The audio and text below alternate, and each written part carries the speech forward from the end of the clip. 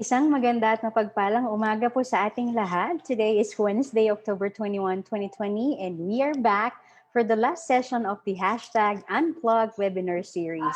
And we are now broadcasting live here po sa LB Commons. Shout out po sa ating former Yura, which we still consider po him as part of our hashtag Team LRC family, Lawrence Hill Salgado. Thank you very much po for opening your doors to our team kasi talaga naman pong sa panahon ngayon hindi hindi mo sigurado kung kailan mawawala ng kuryente. Bagamat ganun po, maulan, may bagyo, nawala ng power, tuloy na tuloy pa rin po ang ating session today dahil alam po namin na iniintay niyo po kami at we are all excited and looking forward to relax, de-stress, and recharge through non-digital activities. So once again po, keep safe po sa ating lahat dahil kasalukuyan pong dumadaan ang bagyong Pipito.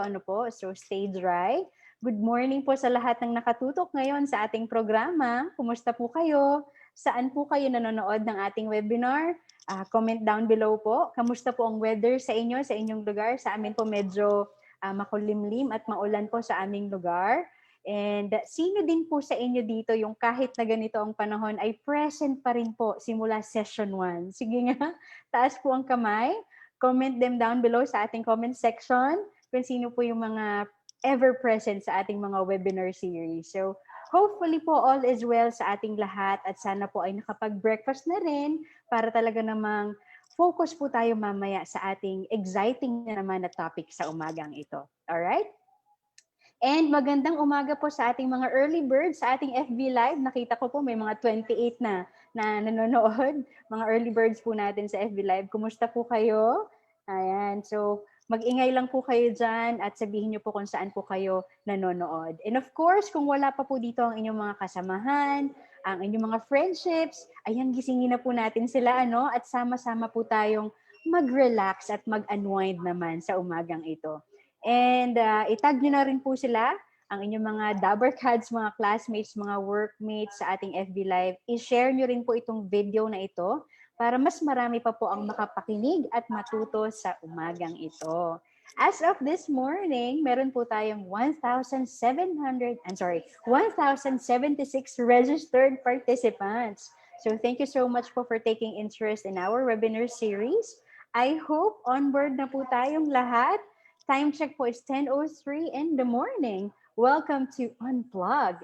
Relax, de-stress, and recharge using non-digital activities webinar series. And we are on our third session. Ito po yung na-reschedule na session natin entitled The Art of Journaling, How to Start Journaling to Regain Focus and Motivation.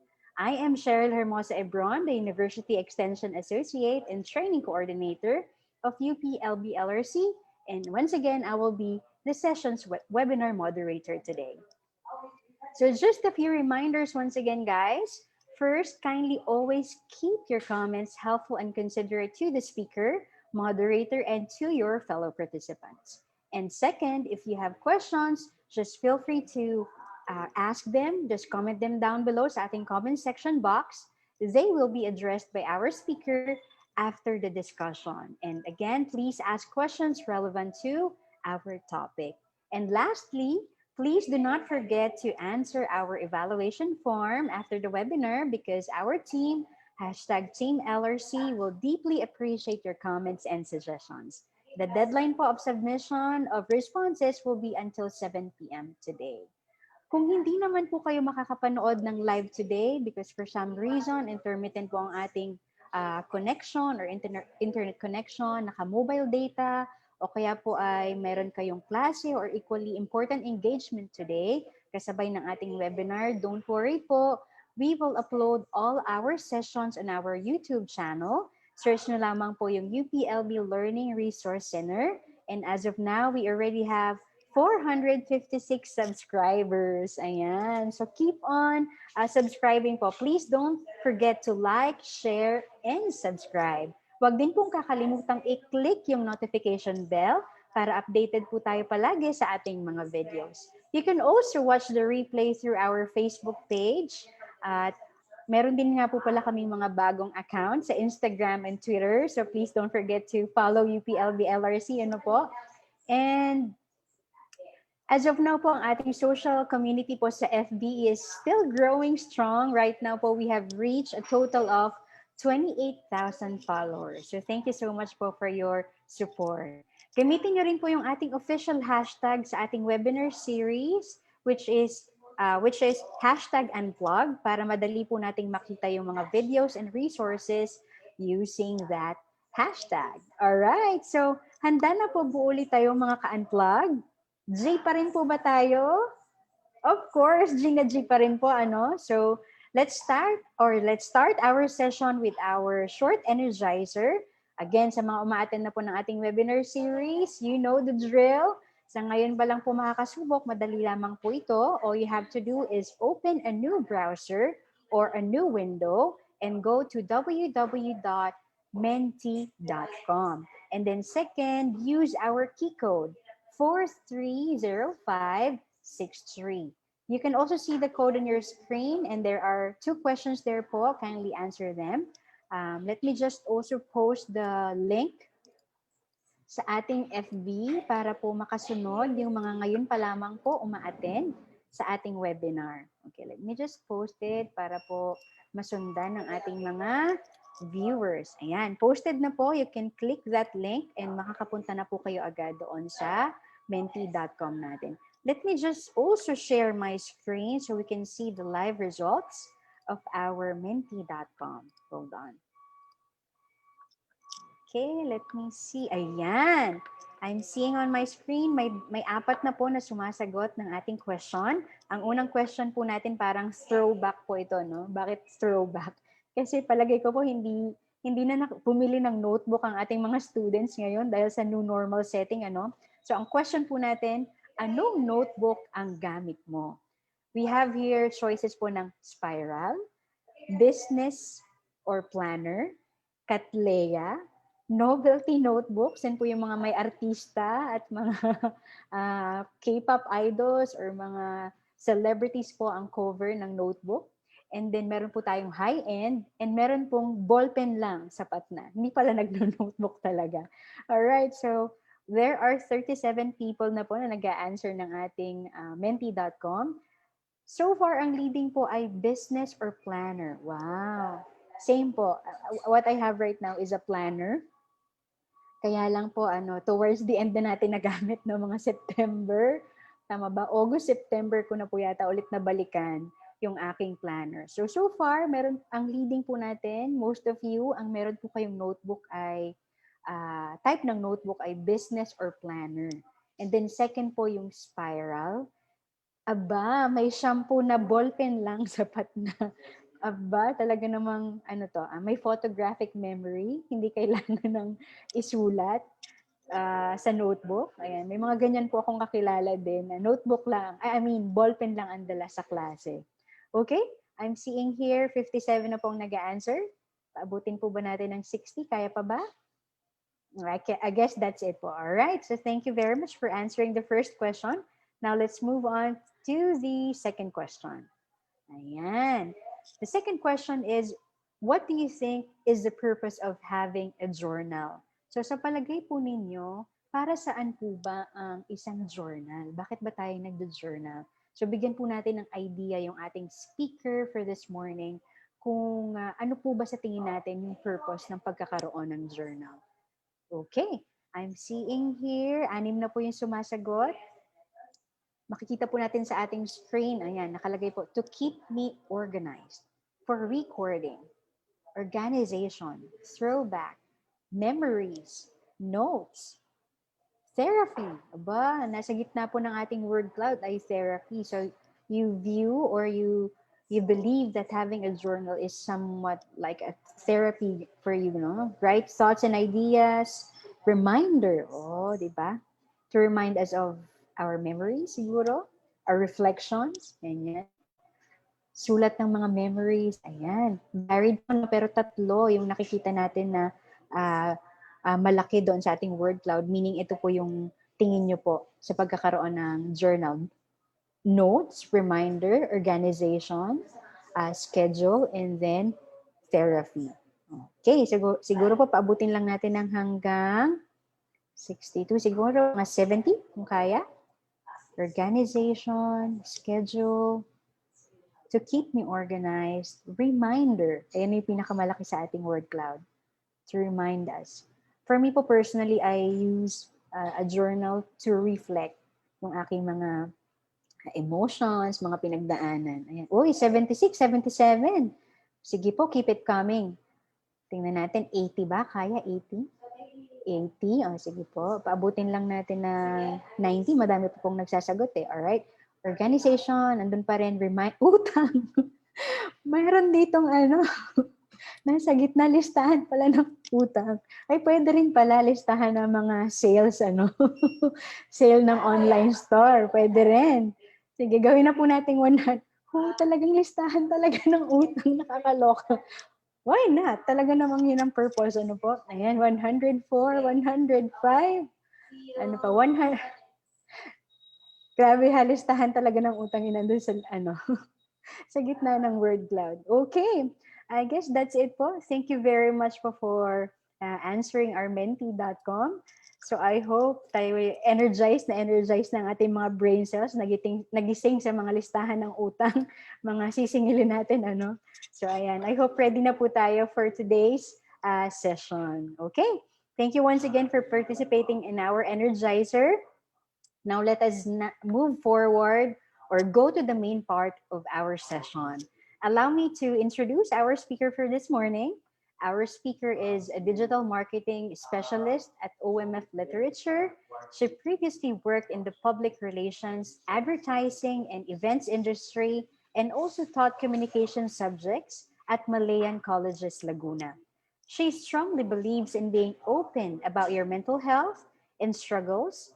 She also co-authored her first book entitled Dawns, a weekly devotional for self-care and spiritual growth last 2019.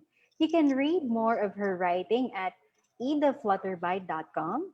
And for this morning, here to help us regain our focus and motivation through the art of journaling, please welcome Miss Ida Torres. Ma'am Ida, good morning. Good morning, Ms. Cheryl, and good morning, everyone. How are you po? Okay naman po. Kahit na medyo gloomy today, but I'm ready and excited to be sharing with you today. Yes, ma'am. Honestly po, ma'am, no, pag nakikita ko po yung mga post niyo po sa Facebook regarding yung mga creative post niyo po ninyo tsaka yung journaling, I'm very much inspired po to go back to journaling kasi talagang hindi ko na po siya nagagawa. But by the way, ma'am, may we just kindly ask, since you are into the art of journaling, how did it help you po, ma'am, to cope with the pandemic that is now happening po? Nako, actually part yan nung kwento ko mamaya during my talk. Although, to be honest, it's really hard. It was really hard. Parang iisipin mo nung pandemic, you have all the time to journal, to do all those creative stuff that you were putting off. Pero actually, kung napansin nyo, ang hirap talagang gumawa. Ang hirap gumawa ng anything during the pandemic. And it was only towards the end. Well, di pa naman nag-end yung pandemic, but it was towards the nung medyo nagno-normalize na yung mga bagay. Tsaka ko pa lang siya nabalikan ulit. Parang nagkaroon ng inspiration and drive to do journaling once again. And but it's a very important time actually to start or restart your journaling habit. So very helpful siya in remembering all those things na pinagdadaanan natin for the past few months. All right. Thank you very much for sharing, ma'am. So, we are all excited, ma'am, to learn from you. So, ma'am, you now have the Zoom space. Let me just... Okay, so last night when I was reviewing yung presentation ko for today, I went back to my current journal. Okay, and ito yung first page ng journal ko. So it's usually at the start of the year, what I do is I choose a word Parang yun yung magiging anchor ko for the year. And then I call this parang my mood board. So parang ito yung mga things that are important. I want to be important to me for the rest of the year. So syempre ginawa ko to mga December 31 or January, ganyan. Little did I know that this year would be so crazy. So tinatanong ko sa sarili ko kagabi when I was reflecting, parang is hope, so that is my word for 2020, is hope still the word that I'm clinging to in spite of everything? Hindi ko pa alam masagot kasi kailangan pang mag-reflect more. But it was very interesting to go back to this first stage. And that is like one of the reasons why I believe that journaling is very important. So for today, that's what we'll be discussing. So the art of journaling. Pero umpisa pa lang po, sasabihin ko po sa inyo, hindi po ako artist. Okay, so hindi po ako magaling mag-drawing, frustration kaya hindi ako magaling na mag-sketch or mag-calligraphy or anything. But I believe journaling in itself is an art. So I called this talk today that how to start kung hindi pa po kayo nag-journal or kung nag-journal na kayo tulad ni Ma'am Shed before pero nag-stop kayo for a while, restart a meaningful journaling life. So I'll just share with you what we'll be talking about today. It's kind of weird for me to do this kasi usually I do this as a workshop, so in person. So I've done this several times before, especially nung nag-start ulit magka-interest ang mga tao sa journaling. So it's a personal thing. So this is the first time that I'm doing it online.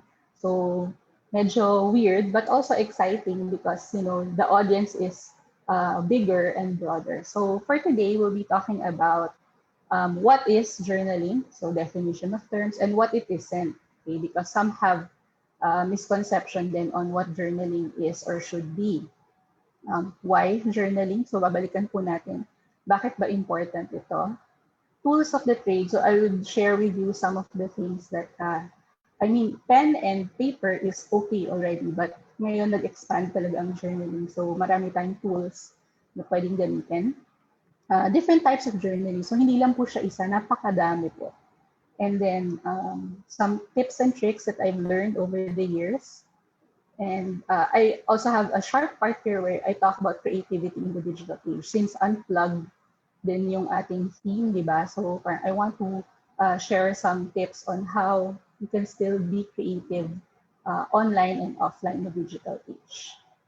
Okay, so to start, I want to share with you yung aking journaling experience. So simula bata pa ako, siguro mga around 7 or 8 years old, I started journaling already. So diary pa yung tawag ng mga panahon na yun. So it's more on really just writing my thoughts and all that. So over the years, I've collected so many notebooks. Yung iba, sinunog na. Yung iba, tinapon na. Yung iba, nandun pa rin. But I've seen how journaling has evolved over the years, and it's actually pretty exciting. It's an exciting time to be doing this. And even though, and I mentioned kanina, I'm a digital marketing specialist, so I'm a digital girl, but also I'm an analog girl. So hybrid yan ng digital and analog. So journaling is one of those things that I still prefer to do na actual writing. Okay, so but what is journaling? So I'll share with you some definitions. So when you say journaling, naisip natin yung scheduling or documenting. Nakita ko sa word cloud kanina, most of you do this. Use journaling to schedule, to plan, to remind you of things. So yes, that's part of it. So scheduling is, ito yung plans mo for this week or for this month or for this year, which during this pandemic, parang natapon na siya lahat. But documenting also is recording something while it's happening or after it happened. So yun yung difference ng dalawa. But journaling is habit of writing and documenting your life. So recording your occurrences, experiences, your reflections. So yeah, so it's just keeping a record basically of your life. So Yan, usually you call it a journal, or yung original definition of journal is a daily record. Okay, so syempre na tawag din before diary, yan, nung bata pa ako yung talagang tawag. So dear diary.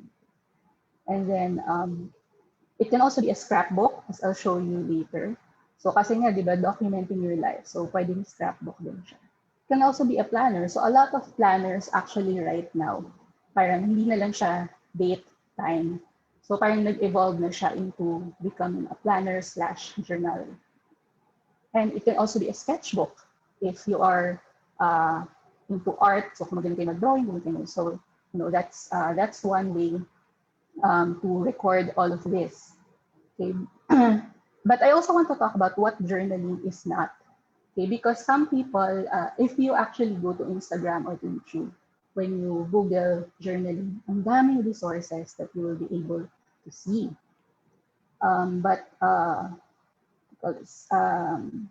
Minsan, nalulose na natin yung essence of what journaling is. So journaling is not always for public consumption. So when I teach journaling classes to teenagers, to high school students, I always tell them that your whole life is not always something that you have to share online. Kasi yung iba, they would journal and then they would take a screenshot and post it on Instagram, which is sometimes okay, but sometimes there are details there that are not always for public consumption. So medyo mahirap for to keep your privacy. So journaling is not always. It can sometimes be if you want to share yung mga nice reflections nyo on things, then it's okay to post it, but it's not always for public consumption. And it's not just for Instagram. So some people actually, they journal just to be able to post it on Instagram or on YouTube. So hindi lang sana dapat siya for that. Kasi yun nga, yung essence of it, which we'll discuss in a bit, nawawala siya pag ganun lang yung nasa isip mo when you journal. It's not something to add to your to-do list. So I'm sure a lot of us have a long to-do list, but don't make journaling just one of those things that you add na parang, kailangan kong gawin. Kasi di ba parang pag isang bagay minsan pag kailangan mong gawin, nawawala din yung joy that you get when you do it. It's not your future book, although it can be. Okay? So a lot of the writers that I know, their ideas come from their journal. So, but the main decision to do journaling should not just be because I want to publish all these entries someday. It can be, but it shouldn't be your main purpose. And it's also not your day job. Kasi pag masyado ka nang nahumaling sa pag-journal, minsan you spend 3, 4, 5 hours just doing it. So nalilimutan mo na yung ibang responsibilities and all that. So it's not your day job. Although there are people now, mga influencers na yun na talaga yung dun sila kumikita when they do it. But again, remember, journaling is just part of your life. Recording your life, it shouldn't be your life. So in other words, don't think of how your journal will look like or sound like to other people. Nung bata ako, pag nagsusulat ako minsan, iniisip ko, pag naging sikat ako someday, mababa, yung mga journals ko pwedeng i-publish or i-benta. So ano kaya yung naisipin ng mga tao pag binasa nila to? So nako-conscious ako minsan na iisip ko yun, may audience ako na iba aside from myself. So the important thing you have to remember is that journaling is for you. It's not for anyone else. It's not for public consumption. It is for you. So a journal is a book that you create for yourself. So think of it as the book of your life. It is also, basta you are the reader and the viewer of your journal. But it can also be a gateway for ideas. So nakita ko rin kanina dun sa SoundCloud na they were saying they jot down their ideas. So yes, a gateway for it makes it easier for you to process these ideas. I think it was Tom Clancy in one of his books mentioned that if you don't write it down, it never happened. So the things that you don't record, write it down. Hindi siya nangyari. And I also, may version din ako nito na if you don't write it down, it will not happen.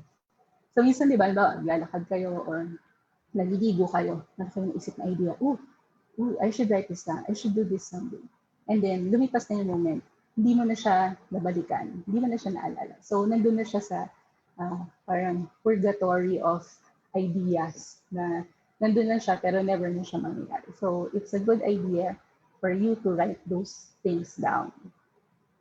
It's also a celebration. So, all those things, especially when you travel or when you attend events, concerts, yung feeling na when you're there, when it's happening, yes, you can always capture it in pictures or videos. Pero yung feeling and yung thoughts running through your head during those times, nawawala din siya eventually.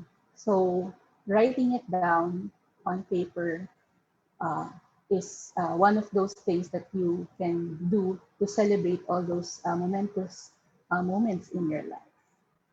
It's also self-expression. So a lot, especially those who are into art and creative things, they use journaling also as their self-expression. So pwede rin siyang yung mga bagay na nararamdaman mo na hindi mo masabi kahit kanino. You have to let it out or else it will just stay there. It will fester, especially mga negative emotions.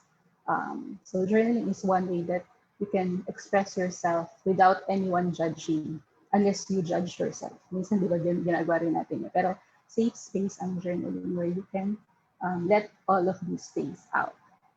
It's also a creativity outlet, especially if your day job is not a creative job, if your day job is more technical, ganyan. So actually, when I attend some journaling seminars or workshops, most ng mga attendees doon, hindi sila into arts or into creative jobs, but usually ang job ng engineer, nurse.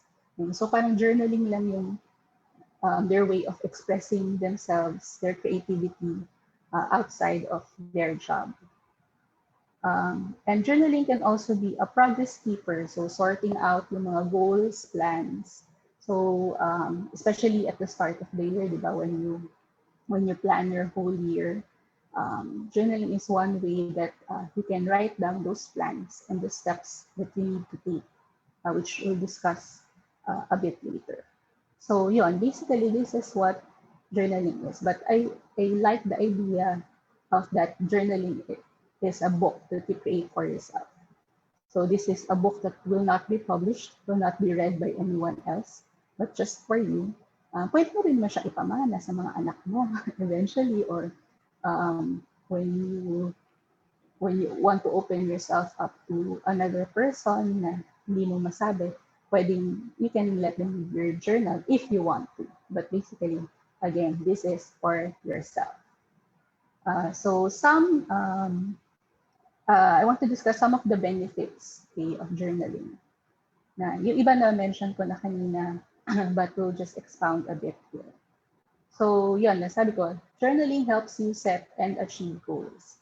So I read somewhere, hindi po ako science person but I read this that there's a pathway in our brain called the reticular activating system.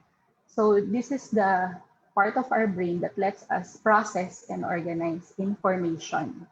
Okay, so itong pathway na to, natitrain siya.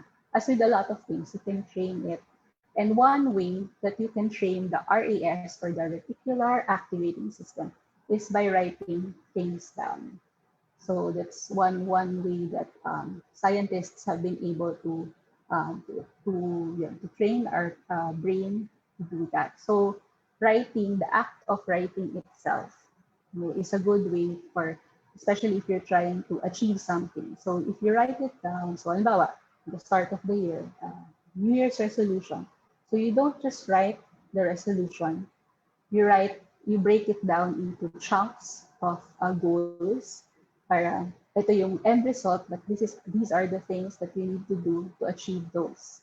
And then pwede mo siyang balikan throughout the year para makita kung am I still getting to that goal that I want to set. So 2020 is a bit weird because all the goals that we set for ourselves at the beginning of the year, medyo na, either na-discourage siya or nawala siya totally. So I think as early as now, although very uncertain pa a lot of the things that we have in the future, at least you can start planning the rest of your months or the rest of 2021 as early as now you can do it. So yon, set goals for the year. Um, Even the daily goals, actually some people use journaling as their to-do list as well. So parang combination na yan ng thoughts, ideas, and your to-do list. So it also helps writing things down. So um, journaling also helps you understand your emotions. So nakita ko kanina dun sa word cloud, dun lumabas yung word na therapy. So actually, a lot of therapists, psychologists, psychiatrists recommend using journaling to help their patients process things. So when you write things down and when you read them later on, parang mas naiintindihan mo yung sarili mo. Especially one of the things that I do is um, pag binabalikan ko, when I read the past few months, and then I notice patterns. So if my pattern is, okay, parang araw-araw na lang malungkot ako. Okay, it means there's something wrong. That's something maybe deeper that I need to explore. If you notice that you're always angry, if you use your journal as an outlet for your anger, again, there's something that we need to explore more. Bakit ka laging galit? Ano yung mas malalim na reason? And if you're not so much into words, pwede rin naman, some people do this. This one I started this year. So at the beginning of the year, just medyo blurred siya. Pero the idea is you assign an emotion to a color and then you write down the months. So yung itong, what do you call this, these are the months of the year, and then these are the dates. So every day, you just choose a color, dominant emotion mo during the day. And then, so you can see your year in colors. Okay, so if you notice na, halimbawa, red is happy, yung inassign mo na color. If you notice na maraming red, okay, then that's good. Okay, because it means you are well adjusted, you are happy. You have to be honest. Syempre, diary mo na, journal mo na, ayan, dapat honest ka. So, you write, if you notice that blue, yun, masyado kang malungkot, sunod-sunod, so you can do some interventions to help you out, either talk to someone, if you want to go see a therapist or psychiatrist, psychologist, pwede. So basta the idea is to monitor your moods or your emotions daily. Okay, so na-mention doon sa intro sa akin that I'm an advocate of being open about your mental health issues. Kasi dati, yun, medyo nahihiya ang mga taong sabihin na they're suffering from depression or they're suffering from anxiety. I think journaling helped me process within myself yung mga mental health issues ko. And then, so that I become more open talking about it, so that people will also feel that they're not alone. But of course, not everything that I feel I share publicly. So journaling has helped me process feelings first before I share what I want people to know, what I want people to understand about these mental health issues. So the term then that a lot of people use now is mindfulness, or bringing attention to the now, to what you're experiencing right now. And so this is one way of helping you understand and process all your emotions. Yeah, this is just some other ways that people, hindi po ako yan. So mga kinuha ko lang din to from Instagram and from the people that I follow. So yun, if you want to be a bit more creative, or iba meron pang ganyan, so print out na talaga yun para very specific. Tapos check na lang everyday kung ano nararamdaman niya. Journaling also helps you become a better writer. So even if your goal is not to publish a book or become a writer, there's always, if that is one of the things you want to develop. So of course, writing things down will help you become better. So it also, even if you don't want to be a writer, writing things down helps you become a better communicator. So lahat naman po tayo, sa kahit anong trabaho po natin, we need to become better communicators. So even if you don't do creative work, journaling can help you. And this is one of the most important things I think that journaling can do for you, is to help you become more grateful. If you can't maintain a regular journal, one of the things that you can do is to have a gratitude journal. So you just write down things, small things, like get a clean sheet on bed, coffee, um, small things, big things. Just anything that you are grateful for, when you write them down and when you go back to them, it makes you appreciate life more. So nung we had a retreat, I think 3 or 4 years ago sa company namin, and then this was one of the things that, one of the activities that we did.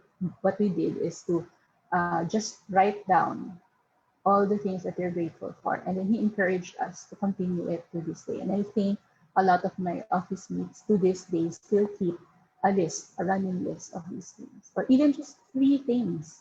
At the end of the day, 3 things that you are thankful for. Just write it in a little notebook. That's enough. So we've seen countless studies saying that writing things that you're grateful for is good for your mental health. So yeah, it can be something like this. It can be something a bit more creative, but it can be just a simple list that you can write.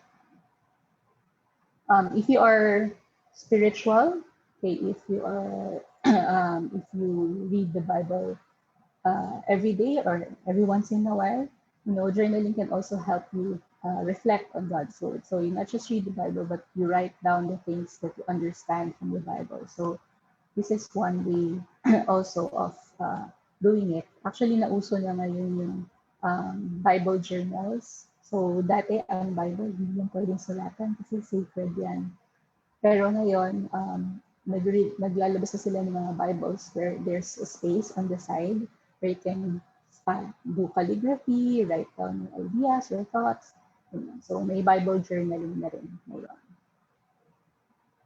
It sparks your inner creativity. So, journaling, as I'll show you later, yung mga different kinds of journaling, hindi lang siya just words. They can do a lot of things. And I truly believe that there is creativity in all of us. I told you I'm not a good artist. I'm not an artist pala at all. I don't draw. I don't do calligraphy or lettering or any of that. But I really feel that I'm a creative person, and one of my outlets for creativity is journaling. So you'll find find ways of expressing yourself through words or even beyond words. So one of the writers that is very popular with artists is si Julia Cameron. So meron siyang, sabi niya, one way for her to train herself to be creative. Kasi creativity is not just, intuition or something that you're born with. You have to actually train yourself to become creative. So one way that she does it is, she does, every morning, pagkagising niya, she has a notebook beside her bed. So every morning, she would just write 3 pages, dire-derecho. So walang format, walang anything. Just write whatever thoughts pwedeng to-do list, pwedeng panaginip mo. Kasi dire-diretso lang siya. So she doesn't stop writing until she fills 3 pages of her notebook, and parang stream of consciousness writing. So So from that, minsan meron siya mga nakukuhang mga ideas. Oh, I can write a blog post about this, or I can create an art about this. So basta yun yung isang way niya to train herself to be creative. So I'm not saying that you should also do 3 page. Ang hirap kaya, isang page na lang, minsan ang hirap na. But that's one way that you can train yourself, and also to empty out your thoughts. Kasi pagising mo minsan, ang daming thoughts, kasi ang daming iniisip mo na agad yung the day ahead, iniisip mo yung panaginip mo, ganyan. So parang to empty out your thoughts, you just write them down. So that's one way to practice creativity. So other benefits, it's a stress reliever. Okay, for me, that's one of my ways to stress and stress ako sa isang araw. At the end of the day, that's what I do. Or even in the middle of the day, that's what I do. It improves your mood. Yung stress ka, tapos you find joy in journaling, then it will improve your mood. It boosts your memory and comprehension. Kanina, yung isa ding word, di ba, reminder. So, kapag tumatanda ka na, dati parang joke-joke lang yun. Pero naramdaman ko talaga the past few years, you really forget stuff. And so writing them down is important to train your brain to remember and also to comprehend things. It helps you be kinder.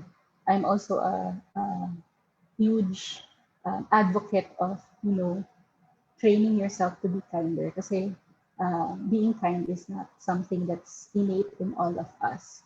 So when you write things out, maninotice mo na, okay, I wasn't very nice to this person nung nagawa ko to. Or this is not a very good thing to think about. Hindi mo ginajudge yung sarili mo, but you also, analyze yourself and see where you can be kinder, where you can extend yourself more, be more patient to a person or to a situation. It strengthens your discipline. So I say journaling is creative writing, but it also is a discipline. Kasi we all have 24 hours in a day, pare-pareho tayo.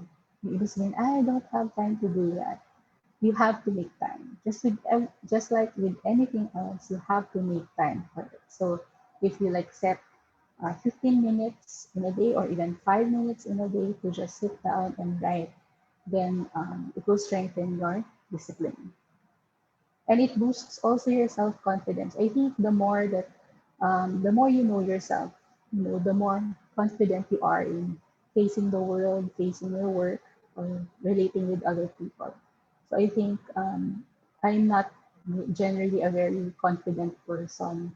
Kahit na madaldal ako, I'm not that confident. But I think over the years, this has helped me know myself more. And so therefore, I think dumating na ako sa point na I already know myself, although I'm still discovering a lot of things about myself. But being more confident in facing life in general. Okay? And I credit journaling with this improvement in my life. So just some famous people who actually journal. So ito, well documented naman. Anne Frank, of course, the Diary of Anne Frank, diba? So hindi natin malalaman kung ano yung mga nangyari noon in Austria, in her life during World War II.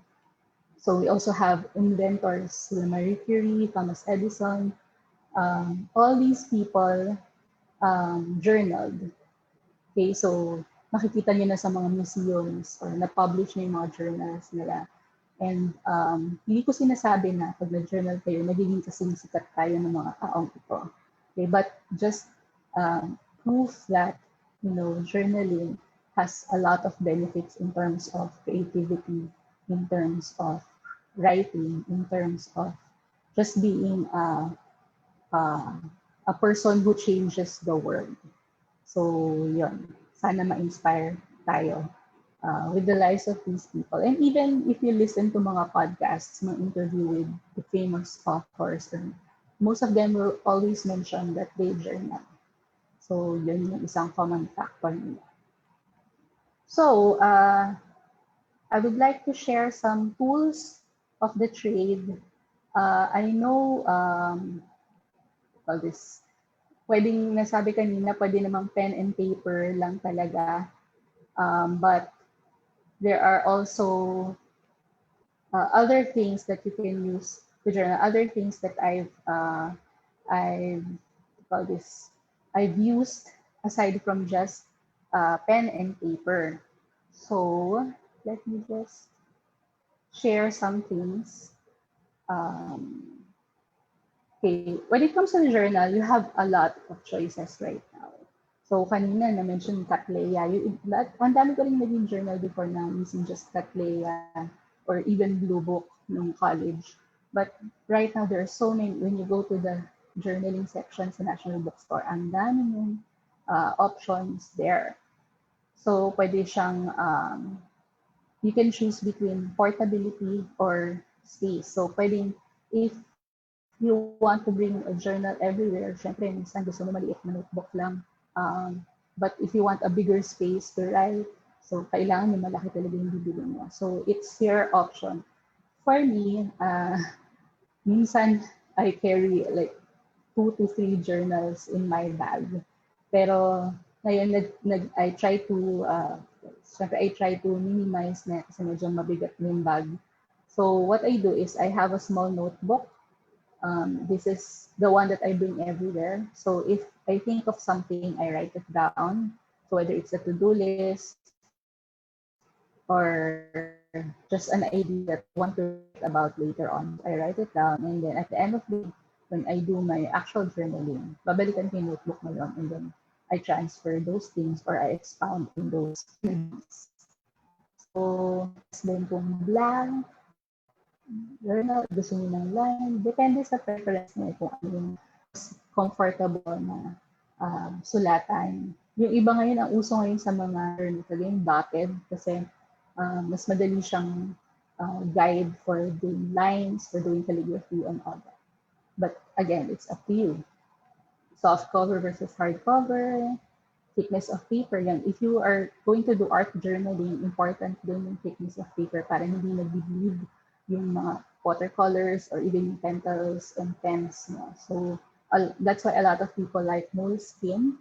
For me, I prefer, the one that I'm using right now is Leuchtturm kasi makapal yung pages niya. Dotted din siya. So dotted siya. Pwede rin namang tawag dito yung mga sketchbook. You can also use that if you want, if you're into mixed media journaling. Binding pa din siya. Softbound, hardbound. Writing materials. Okay. So there are a lot of markers right now that you can choose. So kung okay na sa inyo na like simple ballpen, pwede rin naman talaga. As I said, pen and paper should work.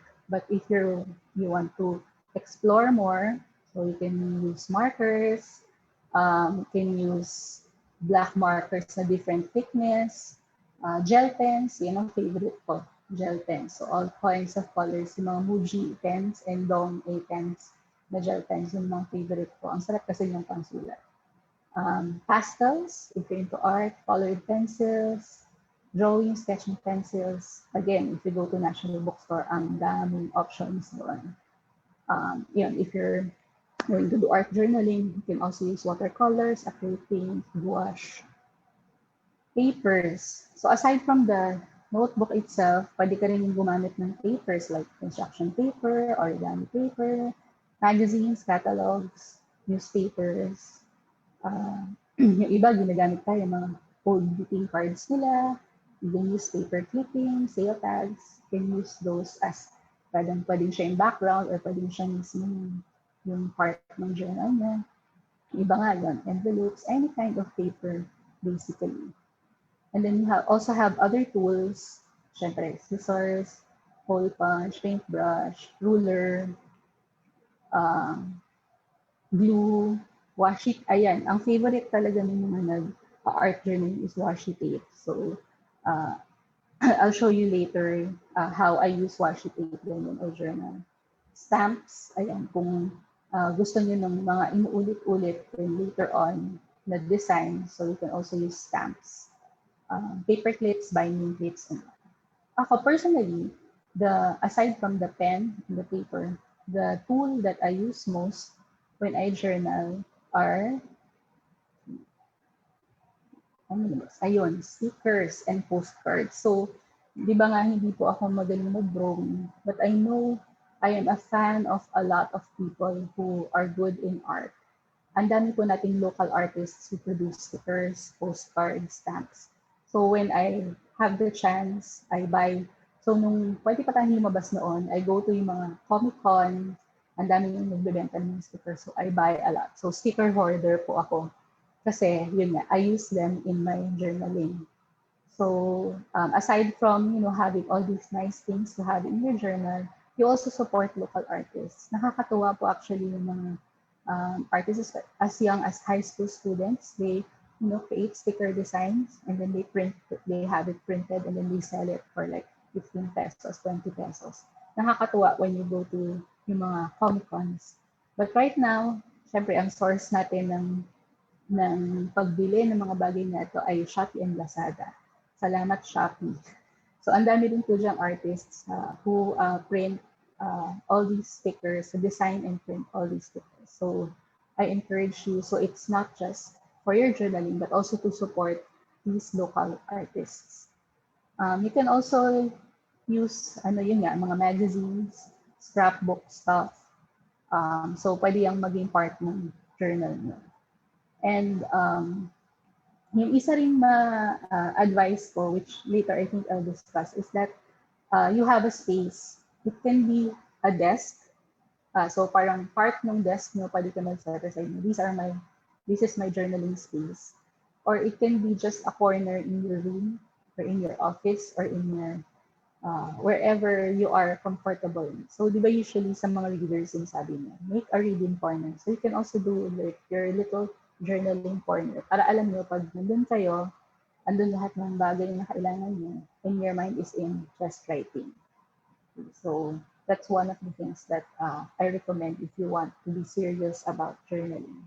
Okay, so the next thing that I want to talk about are the different types of journaling. So nasanay lang po tayo sa sulat lang talaga. But if you're not, I know not everyone is, into rewriting. So, marami po kayong pwedeng gawin iba. So, but for the original one is of course straightforward journaling. Just notebooks, just writing. Okay. The writing doesn't have to be essay level writing. Okay. Tandaan nyo, kayo po ang nagbabasa nito.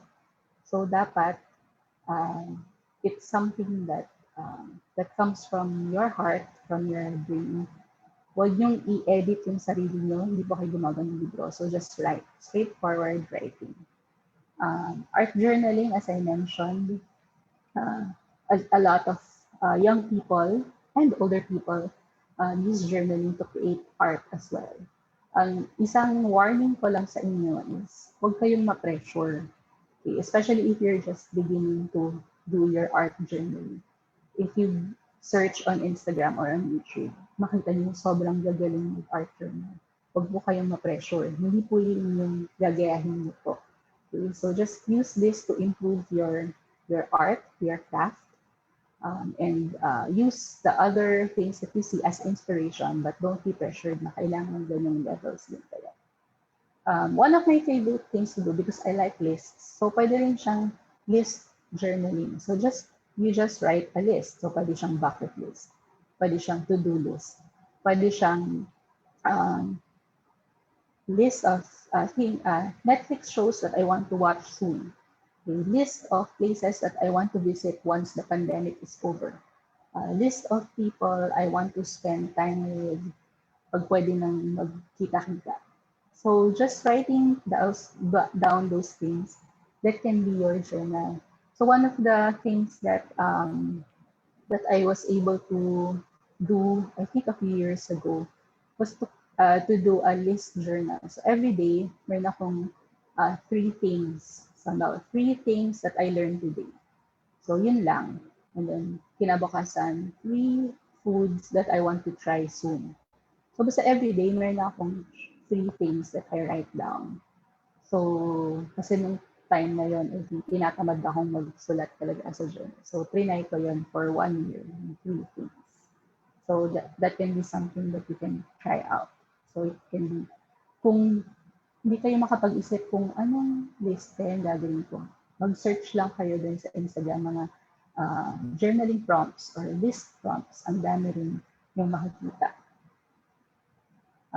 Creativity or idea journal. So if you are working, the kind of work that you do is something that needs to involve always ideas. So if you're working in marketing, if you're working in the academe, if you're working in advertising, kailangan lagi kong may ideas, di ba? So again, sometimes the ideas that you think of when you're in the shower get lost after you take a bath. So, kailangan isulat nyo siya agad pag iisip nyo.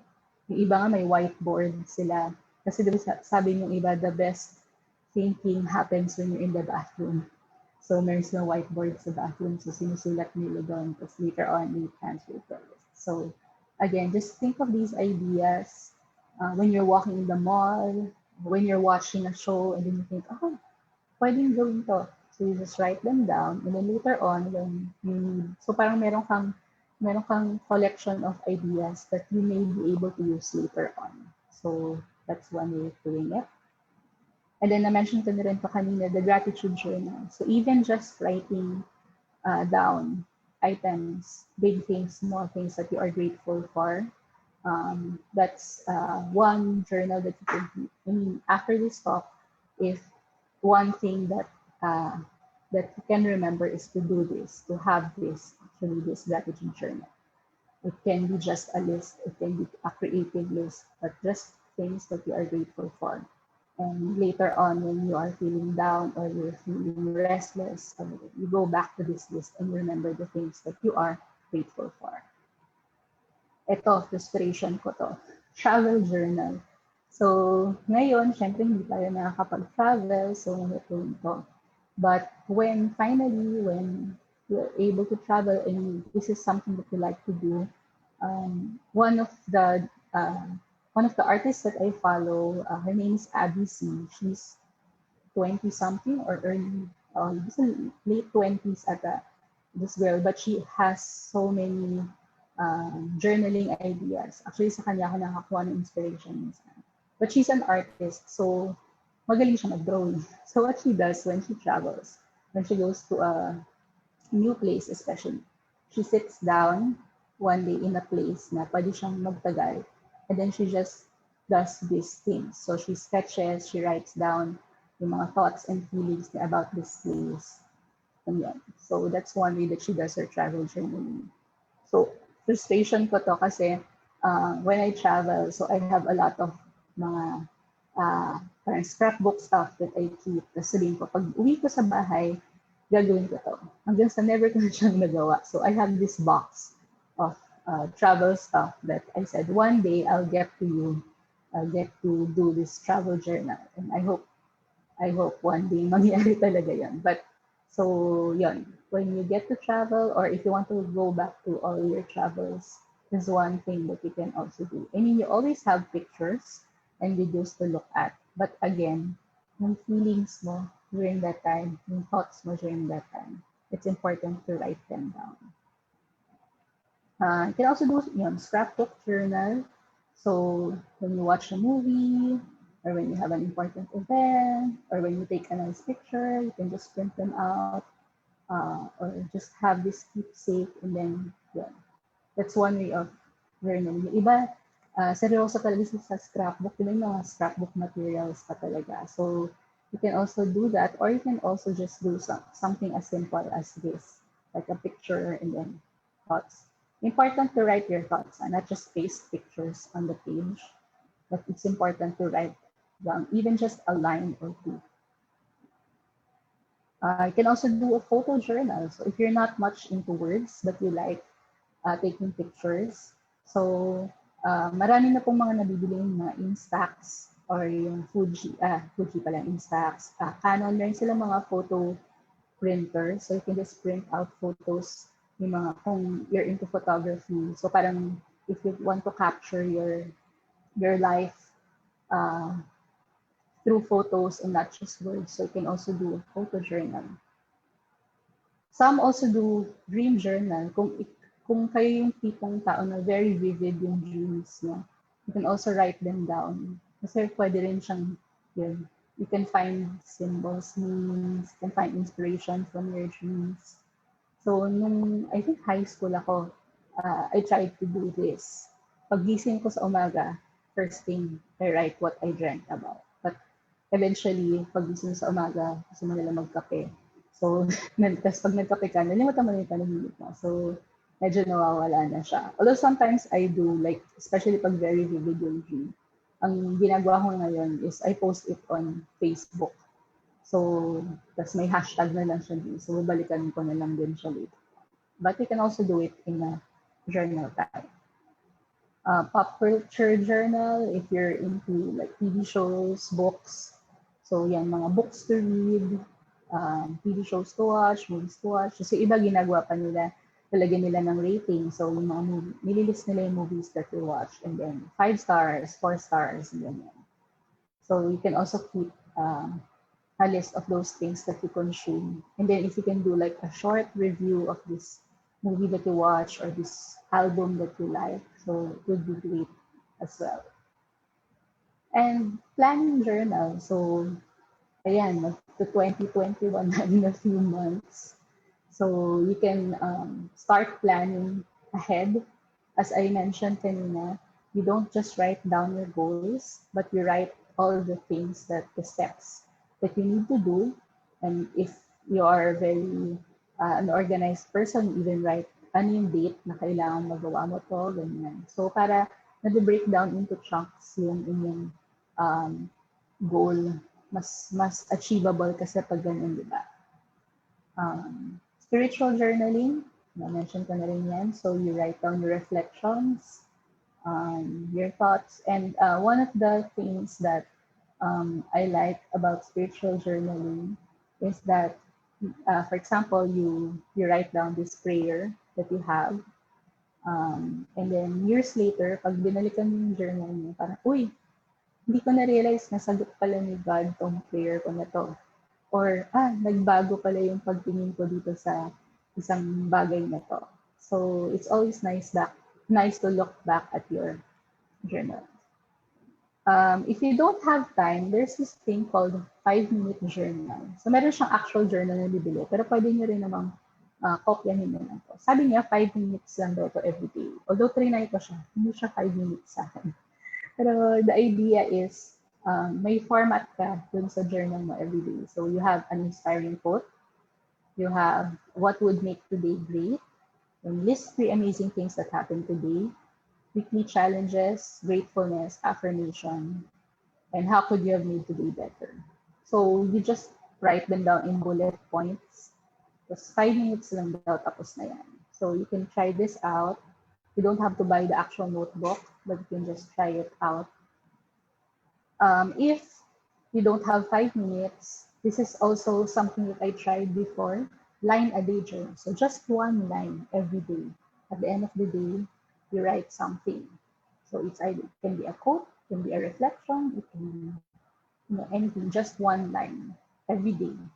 So para matrain mo yung sarili mo to write down something every day. And then, pwede mo siyang balikan ulit din. Yung this one, I think yung picture na to, parang every year. So March 4, every year. Yan, susulat. So pwede mo tingnan din yung progress mo nangyari. So 2016, 2017, and then one of my friends or my mentors has created this thing called a Sunday night journal. So, gagawin mo lang siya every Sunday. So, kasi di ba parang sinasabi nila is yung Monday is the most stressful. So, Sunday night, nasa-stress ka na agad sa Monday, padating pa lang. So, Sunday night journal will develop a habit of journaling every Sunday night to prepare yourself for the week and also to reflect on the past week. So I think you can Google Sunday Night Journal. She has a new one coming out. Her name is Awi. Awi. I forgot basta i-search na lang siya Sunday Night Journal, makikita niyo siya. So, yun, at least once a week, kung yun lang po yung kaya niyong gawin, you can do this Sunday Night Journal. And of course, the most popular kind of journaling right now is called the bullet journal. So, narinig niyo na siguro yan or kayo mismo na try out niyo na siya. So, basically, the idea of bullet journal, this is a planner system that was created by Ryder Carroll. So, the idea from the name is of bullet. So, you just do bullet points. So, you don't write paragraphs, essays, but you do bullet points. So, the idea is you have an index. So, para siyang yung index niya is your table of contents. So, you create. So, page 1 to 4, future log. Tapos, again, so sinusulat, so yung index is where you put the table of contents of your journal. And then, future log is yung parang plans no, for the month. So, for April, yan. So, you just write it down. So, it's a DIY planner, the journal. And then for yung monthly log, so you write down the days a month. So this is the simplest form. If you search, ang daming ways to do it. Pero ito yung basic idea niya. So meron kang index, meron kang future log, may monthly log, and then the most important part is the daily tasks or the daily bullets. So meron siyang, parang gagawa ka ng code. So for example, the dot those are the things that you have to do. The dash, the notes, the things that you don't want to forget. And then the O, and the events or mga noteworthy moments in time. So your page looks like, may dots, may dash, may. So the idea is to just log everything. So in bullet points. So some people who don't like writing, ito yung ginagamit nila kasi madali siya kasi yung bullet points lang siya. So it's a combination of planner and a journal. So yung iba, tapos yan, pag na-complete mo pala yung task, yun, pwede mo siyang i-X kasi di ba dot yung task. Pwede mo siyang i-X or kung gagawin mo siya in the future, igagawin mo siya or task na scheduled task siya, so gagawin mo siya. So, ikaw yung gagawa ng sarili mong code. Meron siyang format, pero if you also want to do your own code, you can do so. So, some people, kinakareer nila yung bullet journaling. So, hindi lang siya pang bullet. Ang ginagawa nila is they do more creative stuff. For example, monthly spread. So, ganyan yung ginagawa nila. Or ganyan. So, maraming design na pwede mong gawin for your monthly spread. So, iisipin mo, bibili nila ako ng planner. Kasi meron na akong monthly spread sa planner. So, of course, you can always do that. But if you want to parang customize your own planner, then the bullet journaling system is one of the ways that you can do it. So, iba ganyan. So, mag-google lang din kayo ng mga bullet journal monthly spreads. Ang dami nyung makikita. So, yung mga weekly logs, yung ginagawa nila. So, yung iba kinakareer talaga nila to. Yun yung sinasabi ko kanina, they spend like 4 or 5 hours just doing these things. It's okay if you have that time to spend or to spare.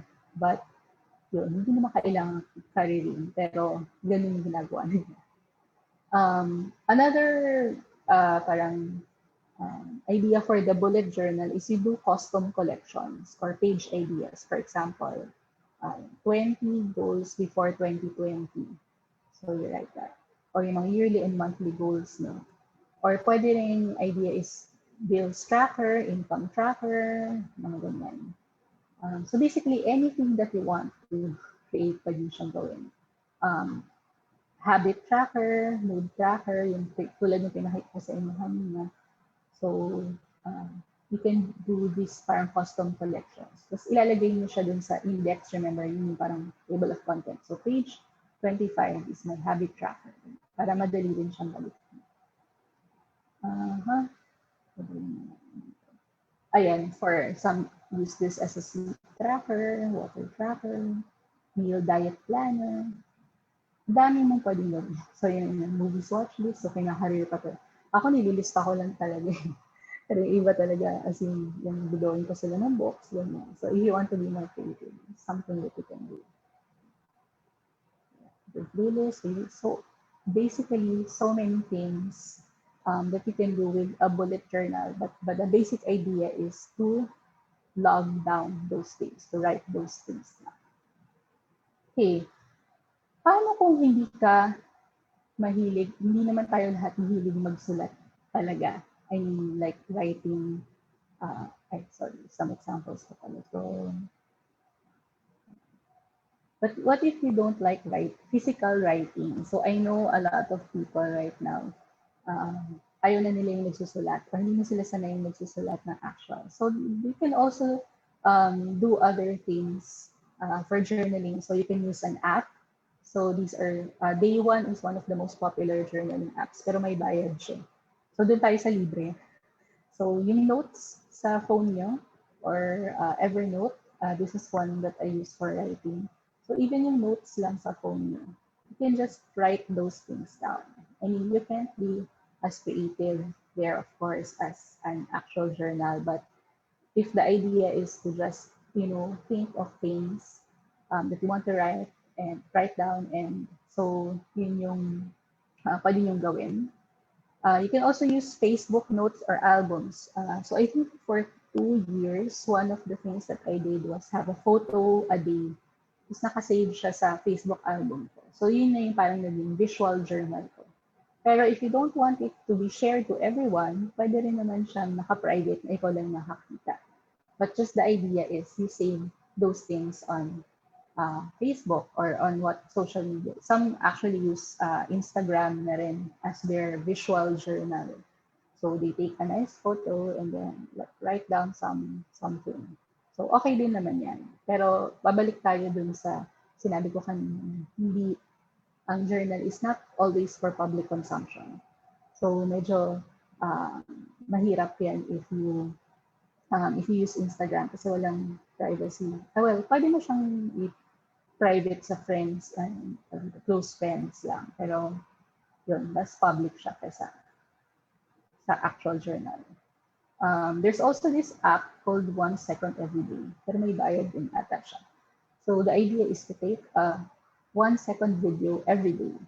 So ipaprompt ka niya na take a video. So halimbawa, the video is of yourself, a selfie. And then at the end of the year, meron kang video, 365 seconds of your year. So, kino-compile niya into one video. So, meron kang summary ng year mo in just 1 second. So, yan. I think available tong app na to, pero may bayad na siya. Or you can just, prompt yourself to take 1 second every day. Tapos, at the end of the year, i-edit mo siya into one video. Pwede rin naman yung bayaran yung app. Okay. I still have time. I want to share with you quickly lang some tips and tricks that I've over the years of journaling. These are some of the things that I've learned. So una-una, getting started. Okay?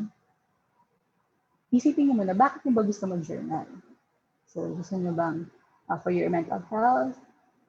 To help your brain remember things, or to just be more creative. So, yun yung isipin mo muna kung ano yung objective mo, okay, for why you're starting journaling. And then, just start. Actually, parang hindi mo kailangan antayin ang January 1 para mag-start ng journal. Hindi mo kailangan antayin ng November 1 kasi sabihin mo, para at least hindi mo antayin. But even tonight, you can just start doing it because unless you start something, it will never be done.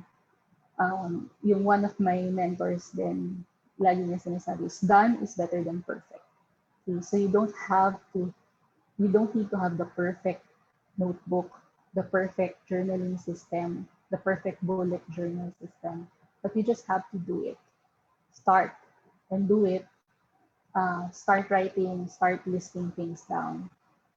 You don't have to be perfect. Again, there's no journaling police na sasabihin na, okay, naging ginawa mo or not. So just start.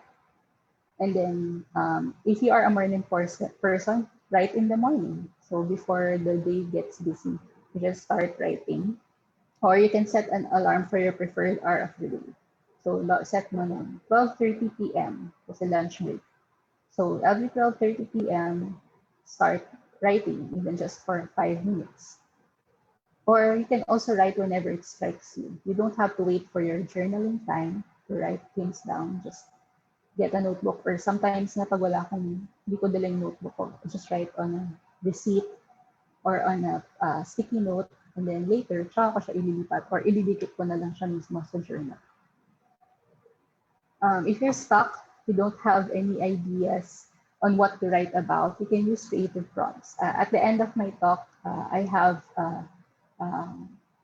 QR code that you can scan, and meron akong 30 journaling prompts that you can use to get you started, para kung wala ka pang idea kung anong gusto mong isulat, at least you can use those prompts. Or you can just search sa Instagram or Facebook mga journaling prompts, ang daming lumalabas siya.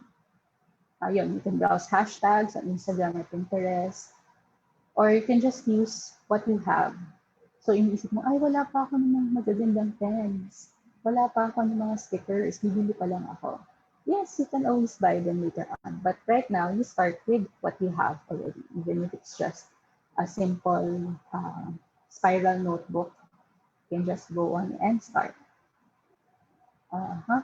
Unleash your creativity, experiment. I'll show you later lahat ng mga na-try ko na journaling. Kasi if you ask me, what kind of journaling do you do? I do all kinds kasi I want to experiment. I'm not just satisfied with one. Wala pa akong nag-stick to one pa. So you can always experiment. Don't be bogged down with what you lack. And as I said, you don't have to stick to one. So again, there's no journaling police that will stop you from not trying things out, or you can start one system and then realize mo, ay, hindi pala ata okay sa akin to, so I'll try another one. So just unleash your creativity and no pressure. Ito yung isang bagay na natutunan ko kasi nung nag-start ako ng creative journaling, tinitignan ko yung mga ginagawa ng mga magagaling na nag-journal. And hindi ko siya kaya kasi hindi na ako marunong mag-drawing. Magaling sila mag-drawing. So what? Again, journaling is for you, so you don't have to compare yourself to what you see. And so very important, you choose what you share. Again, there are some things that are not for public consumption. Meron akong friend before na gumawa siya ng travel journal, tapos pinicturean niya, tapos pinost niya. Message ko siya, sabi ko, I think you should blur out your passport number kasi na-post niya with her passport number na nakita. So, of course, those are things that you don't want to share. So, yeah, be careful when you take screenshots of your animal. You can blur out things that you don't want other people to see. And again, remember to do it for yourself. Okay, I think skip some parts, but I want to share with you yung mga what I do for the past years. Again, hindi ang aking mga journals are not comparable to dun sa mga magagaling talaga na journal. Kumbaga hindi siya Instagrammable what I do. But I just want to share yung mga different experiments that I've done over the years. So yun, nag-try ako na gumawa ng monthly grid ko.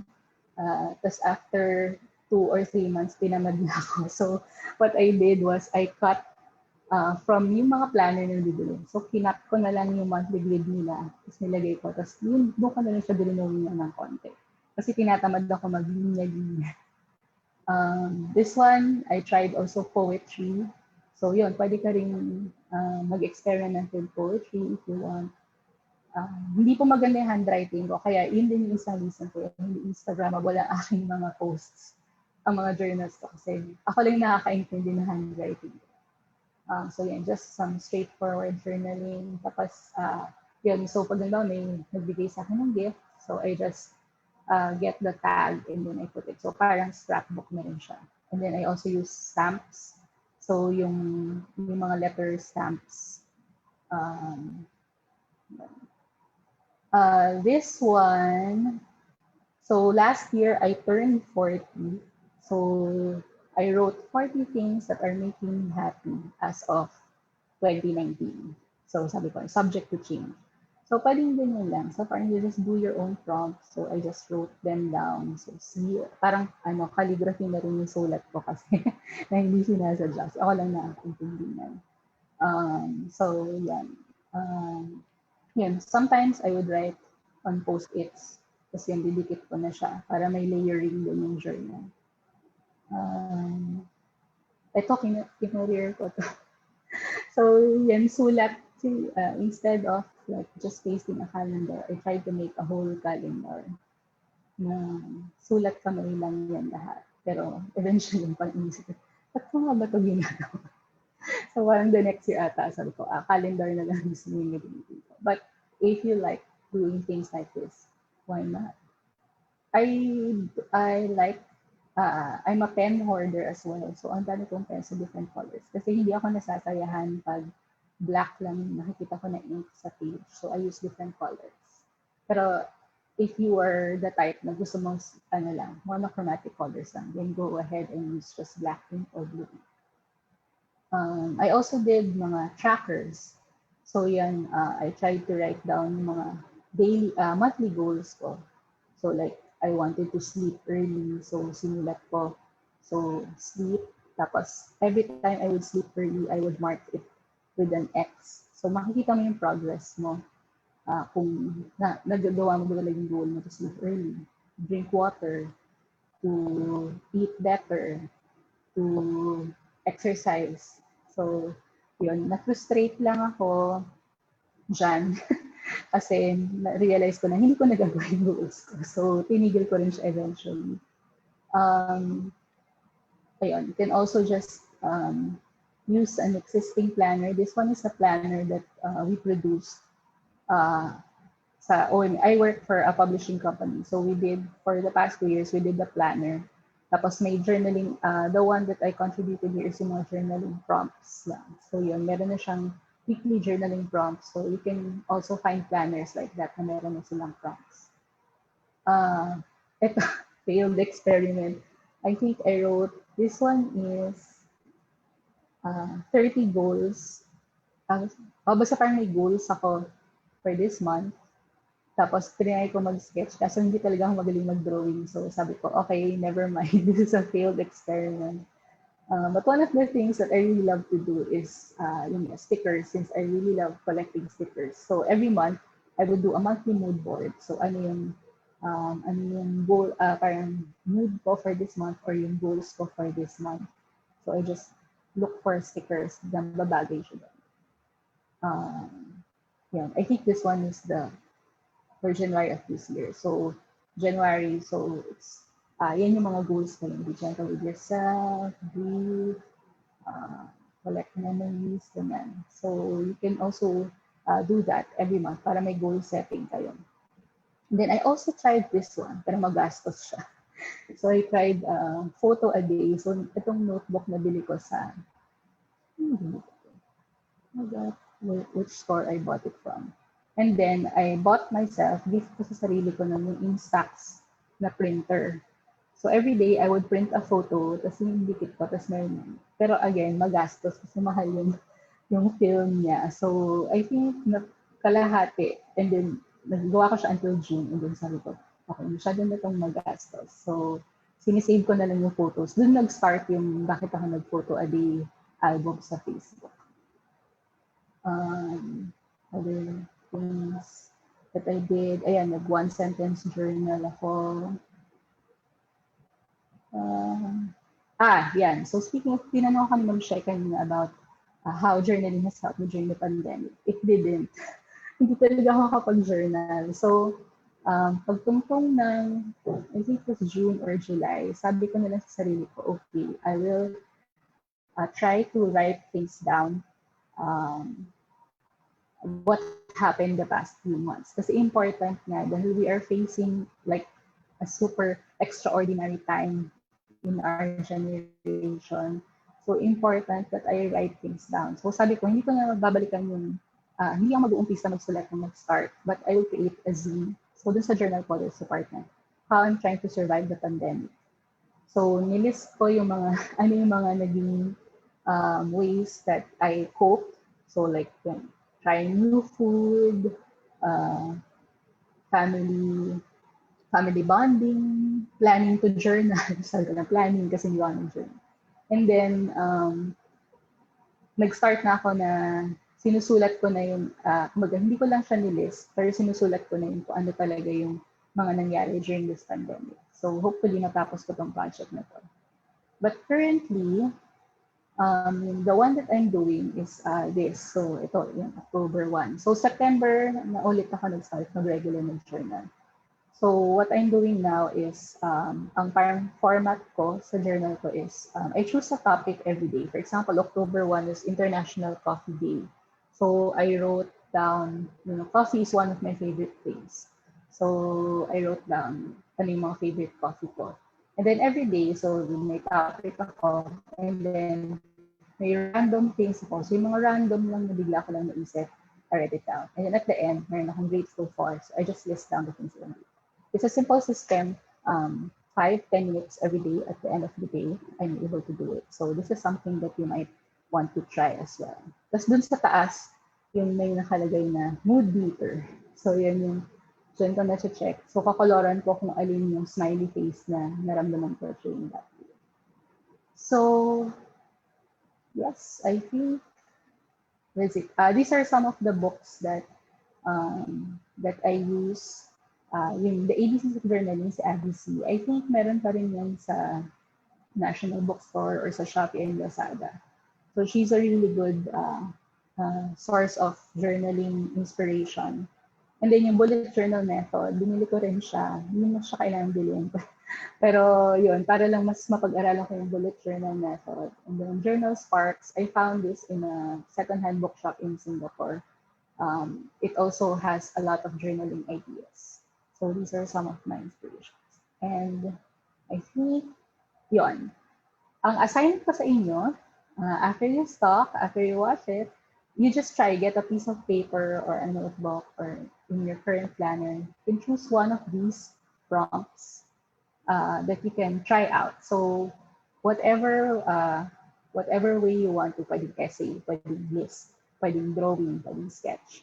So just choose one of these prompts.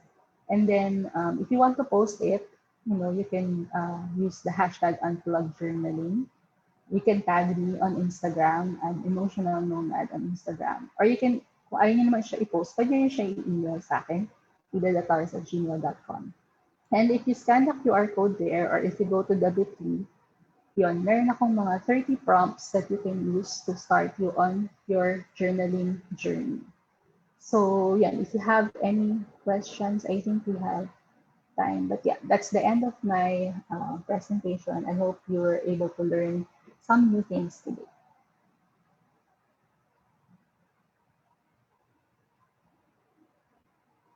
And I'm done.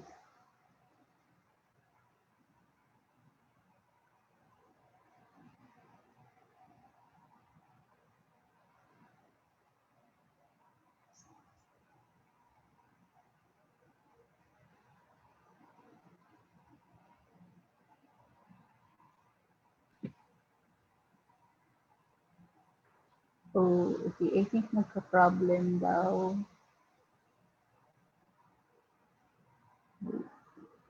Okay, I think there's some technical difficulties. Yeah. So,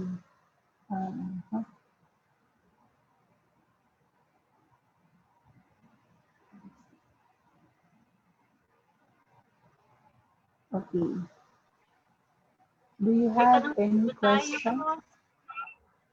Ayan po. May tanong po ba tayo kay Ma'am Ida? Thank you so much, Ma'am Ida, for that very inspiring, practical, and very doable strategy on how we are going to have a better outlook in this time of pandemic. So ako ang dami kong takeaways dito sa shinare ninyo, Ma'am Ida. Marami palang klase ng journaling. Parang ako Opo, napakadami po. ang dami at saka para palang if you really want to be serious about it, no, to document everything that's happening to you. Pwede palang customize, no, na at pang travel Opo. lang, pang daily lang, pang monthly lang, no, meron pang photo lang. So ang dami-dami talagang options na, no, these are outlets that we could explore, no? Oh, ayan na si Ate She. Ate She, Yes, Ma'am Benj. ano na ang takeaways mo? Ako, dami-dami kong takeaways. Ang dami ko pong takeaways kay Ma'am Ida. So, thank you so much po, Ma'am Ida, for saying yes to our request. Kahit first time na webinar po ito, inyong seminar. Ako po, ang pinaka-takeaway ko, Ma'am Benj, is journaling is not always for public consumption. Journaling really for you. Kasi ngayon nga na nasa digital age na tayo, we always wanted to show off yung mga ginagawa natin. But if you really wanted to, para magamit mo talaga siya fully for ganyan, is that focus on yourself, di ba, ma'am? You have to think about you first. Parang ikaw yung talaga unang-unang magbe-benefit. And then another takeaway, Ma'am Bench, is that if you don't write it down, it You will... forget. Yes. Tama talaga si Ma'am Ida, habang naliligo ka, may naiisip ka, di ba? Tapos pagkatapos mong ligo, hindi mo na isulat. Ano na nga yun? Hindi ko na maalala. Wala na. Goodbye. Yes, ma'am. Tapos may study, ma'am. I read somewhere that there is a study po regarding that, na compared daw po dun sa mga nag-write down ng dreams nila, mas successful daw po sila kaysa dun sa mga hindi nag-write down ng mga dreams nila after mga 70 years old na yata yung mga subjects po noon. So, thank you for reminding us to always write down our thoughts. Actually po, kami po ni Josh, dahil nag-create po kami ng content for our Facebook page, what we do is we always write down kung ano po yung content na susunod. Kasi namin sinulat, hindi na namin siya maaalala or forget na po namin sila.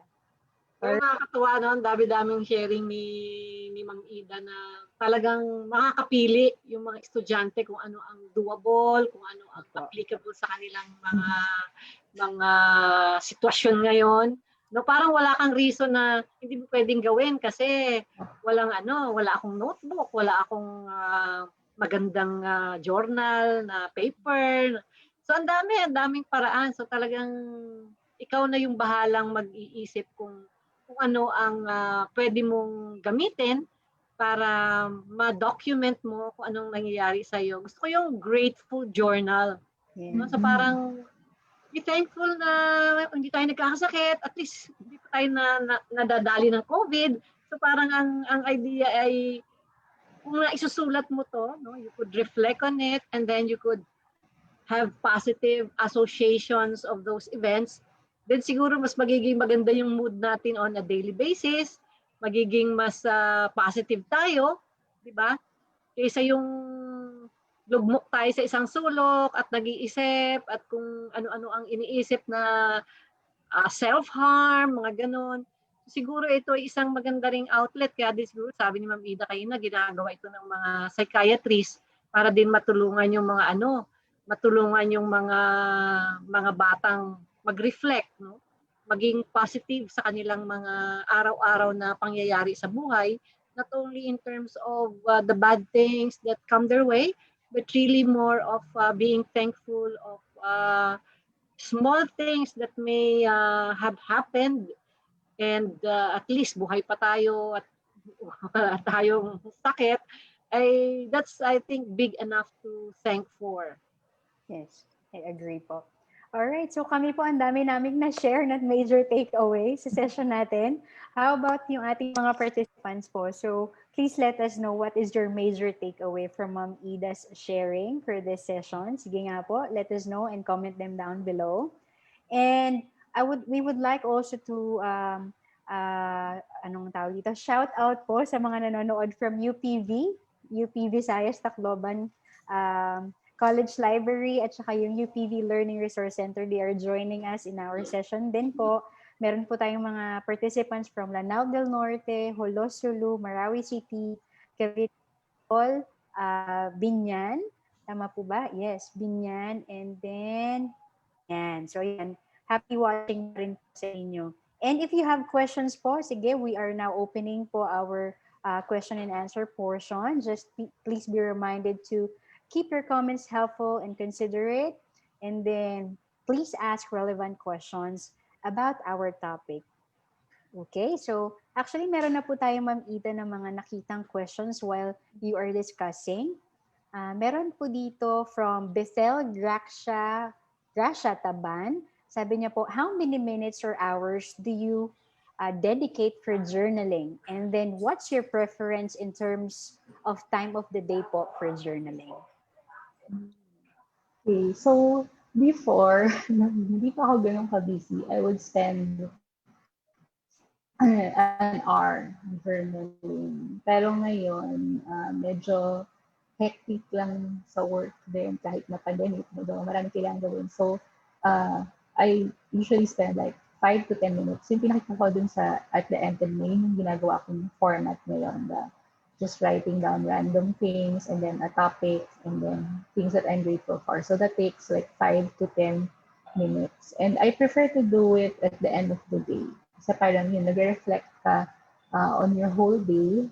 So, but I usually have to schedule it din talaga. Kasi medyo even until late at night, I still have to work. But I have to remind myself that this is something that I have to do for myself. So, yun. I usually prefer it at the end of the day. Pag nagising ako na maaga, minsan, ginagawa ko rin siya. But, yun. I just prefer it at the end of the day because it gives a more reflective time for me. But, hindi rin lahat, I think depende rin talaga sa if you're a morning person or if you're night owl. So just choose the time that is good for you when your brain is still working.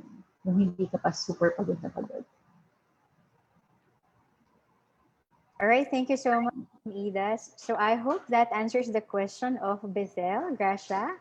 So it could be 5 to 10 minutes or kung ano daw yung comfortable ka, kung kailan yung talagang yung brain mo ay fresh na fresh pa. So probably pwedeng at the end of the day or before the start of the day. So depende daw po sa inyo, sabi po ni Ma'am Ida. All right? Another question is from Joysa Obero. Sabi niya po, ma'am, I started journaling last summer, but I feel frustrated when I can't achieve a certain goal written there, or I forgot to write, or if my writing is not good since I want it to be beautiful and perfect. Is there a way so I can cope up with this feeling? Like I said kanina, medyo minsan we put so much pressure on ourselves even though the idea of journaling is really for you. So, ikaw din naman yung audience. Kaso if you're the type of person na perfectionist ka, gusto mo maganda lahat, it's hard. But you have to remind yourself that, again, this is, you are recording your life. So, you are the audience of this. So, you have to be gentle with yourself as well. So, in terms of not achieving the goals, nakaka-frustrate talaga yon. So, especially if you write something at the beginning of the year, tapos na-realize, hindi ko siya nalagawa. That's why it's important to break it down into smaller chunks so that every time you achieve one of these things, kumbaga parang mas na-lessen yung pressure if you put it into small steps kasi. So, every time you are able to check something off, then you celebrate. And then, pag nakikita mo na medyo medyo lumalayo ka dun sa goal mo or mukhang hindi mo siya ma-achieve, then you adjust. So just don't put so much pressure on yourself to be perfect, to achieve everything. So yun, I mean, I understand the frustration. Yung nasasabi ko, di ba kanina, naiinis ako bakit yung journal ko hindi siya Instagrammable. But then I learned to, if I like looking at what I wrote, if I like looking at my past journals, then I think okay na yun. So, yun. I hope that answers your question. Just be gentle with yourself. Yes. Thank you so much, Ma'am Ida. Gusto ko po yung sinabi niyo po na celebrate small wins. Kasi yan po yung natutunan ko talaga ngayong pandemic na if you failed, then start again. If you failed, again. Tapos, dun po kasi sa journal ko, ma'am, parang may ititik ka na box kapag nagagawa mo siya everyday. And stop po ako, ang gagawin ko po ay, okay, forgive yourself then. Sige, ulit-ulit bukas, tapos start ulit hanggang sa makumpleto mo yung 21 days, makumpleto mo yung 40 days, and then, hindi mo na mamalayan, habit mo na pala siya. So, yan. I hope that answers your question, Miss Joyce, from Ma'am Ida po. And then another, may sharing po tayo dito, ma'am, sa ating FB Live from Melissa Schroch. Lagi po siyang nag-journal. Sabi niya po, suggest ko lang yung Pentel Energel 0.5 millimeters black liquid gel pen. Ang smooth magsulat, mas long-lasting or reliable kaysa sa mga Muji pens. Kaso medyo mahal. Sulit though. Writer talaga. Char. Sige, I'll take note of that. I am always on the lookout for good pens. Okay. Ayan. Thank you for sharing, Ma'am Melissa. Mayroon pa siyang sharing, ma'am. Medyo mahaba-haba ito ng content. True. True daw, ma'am. Sobrang mahalaga na pagandahin yung journal mo kasi if you use it only for rants, secrets, or heavy thoughts, when you have no one to talk to, magiging heavy siya. A sticker or two in writing your happy thoughts or small achievements helps brighten up your journal. Pero don't overthink yung pagde-design ng journal kasi you might just hoard materials tapos mas stress ka lang kasi feel mo pangit yung ginawa mo. Haha, speaking from experience. I totally agree. Nakaka-stress din yung pressure na ilalagay mo just to be able to use all those materials. Yes, ma'am. And sabi nyo nga po kanina, don't compare. So, yes. Pag nag-compare, hindi ka magiging happy. Kasi there will always be a better or lesser person na sa'yo, di ba? Or dun sa gawa. And then another sharing, Ma'am Ida, from Maruna Toza. I bind unused notebook leaves and use it as my journal. Upcycling daw po. Ooh, that's nice. It's a good idea. Yes, ma'am. And another question. Let me just check. Okay. Another question, ma'am, is just from Nodin Disimban Adak. What is your substitute if we don't have journal to cope with our mental health to become a positive person? Okay. So during those months na hindi ako nag-journal, ano nga ba? Okay, I just want to being a positive person. Kasi it's good to be positive, but there's also the toxic positivity. Ito yung tipong, huwag ka malungkot, just always be happy. So, parang I think negative emotions are part and parcel of our personality. And that's why journaling nga yung one way that you can process those feelings. Parang don't push them away.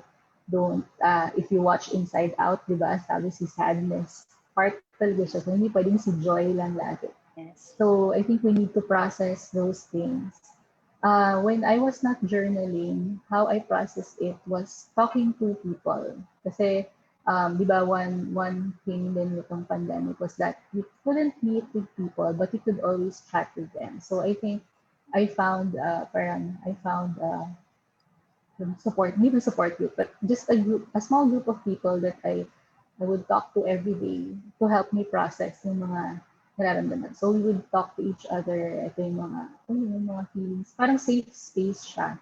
I think that's one way that that you can process your feelings and bring out the not the toxic positivity, but the good kind of positivity.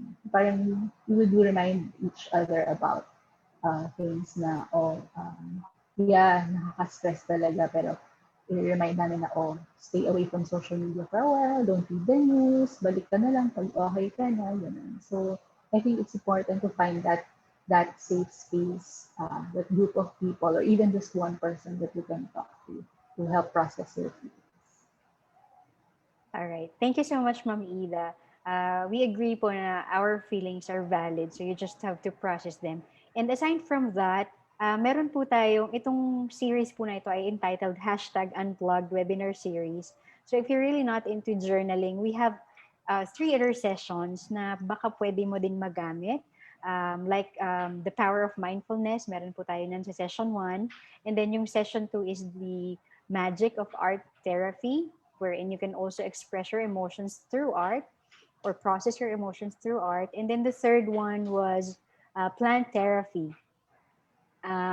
Madami pong benefits yung pagkakaroon ng plants sa buhay natin, which is personally our experience po kapag may plants ka. So parang doon mo na ibubuhos yung attention mo, somehow nakaka-break ka from your routine, doon sa parang pagiging natin, sobrang focus tayo sa mga technologies. Ayan. So you can also try that. We have those sessions uploaded po sa YouTube channel namin, saka po sa Facebook page namin. Alright?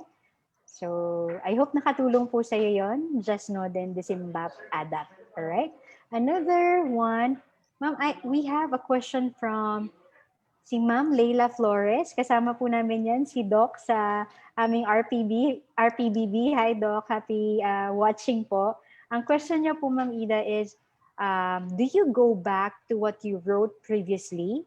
I usually don't, although I keep all my text journals mostly.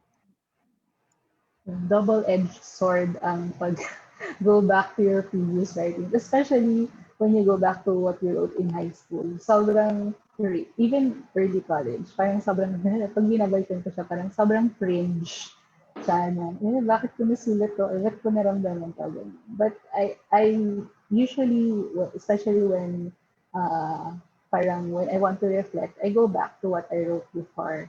And even if I cringe, parang it also shows how you've grown as a person. Parang, okay, I'm not this drama queen anymore, na walkout queen ng college. So ngayon, I've actually learned. So makikita mo yung growth, no, sa person. And also, ma-remind ka rin ng mga things na, yun nga, for example, if you go back to something that you prayed for or that you planned before, tapos hindi mo na-realize na later on, nagkatotoo pala siya.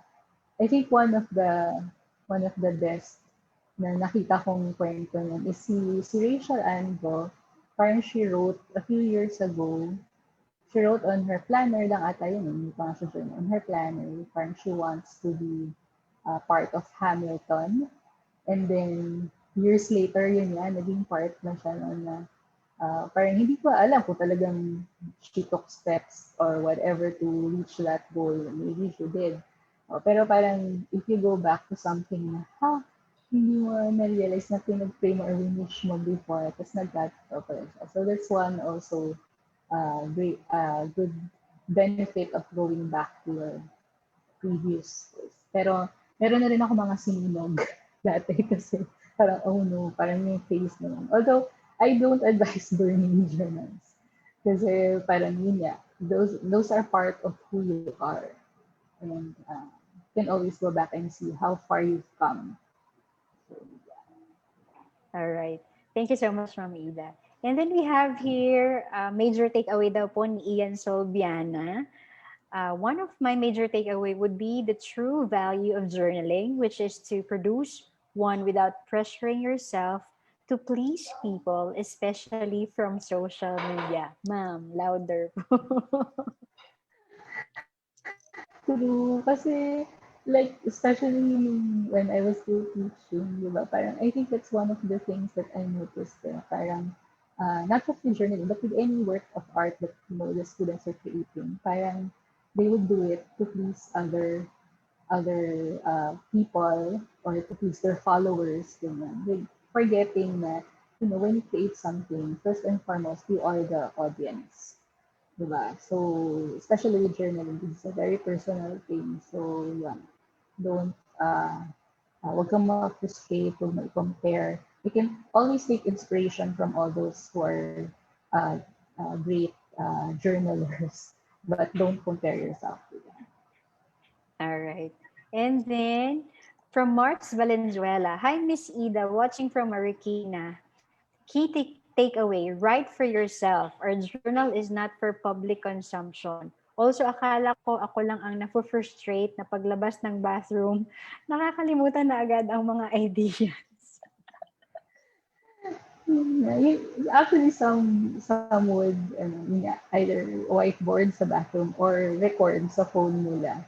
So, ngayon may mga digital assistants, so pwede mo sabihin, hey Google, uh, please remind me to do it. So, marami ng ways to remind yourself. Pero yun, nakaka-frustrate talaga.